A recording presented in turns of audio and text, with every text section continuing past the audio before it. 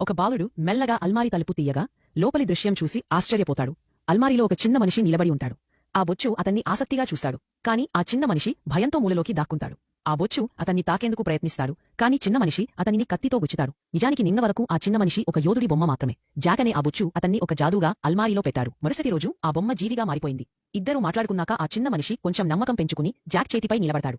స్నేహానికి గుర్తుగా జాక్ అతనికి ప్లాస్టిక్ టెంట్ ఇస్తాడు. కాని చిన్న మనిషి చెబుతాడు, ఇది చాలా గట్టి ఉంది, ఉపయోగపడదు. అప్పుడు జాక్ ఆ టెంట్ ను జాదూగా అల్మారీలో పెట్టాడు. తర్వాత అది నిజమైన టెంట్ గా మారిపోతుంది. ఈ మాయ చూసి జాక్ చాలా ఆనందపడతాడు. వెంటనే తన బొమ్మలన్నీ అల్మారీలో వేసేస్తాడు. కాని తలుపు తిరిగి తీసేలోపే లోపల బొమ్మల మధ్య యుద్ధం మొదలైపోయి ఉంటుంది. నైట్స్, రాక్షసులు, ఇంతవరకు ఐరన్ మ్యాన్ కూడా పోరాటంలో ఉంటుంది.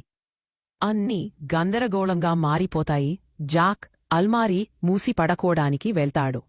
మరుసటి రోజు చిన్న మనిషి బయటి ప్రపంచాన్ని చూడాలని జాక్ అతన్ని కాపాడి ఇంటికి తీసుకుపోతాడు. కాని అతని కాపాడి నీటికి తీసుకుపోతాడు. అది జీవంగా మారి చికిత్స చేస్తుంది. తరువాత మళ్ళీ బొమ్మగా మార్చి ఉంచేస్తాడు.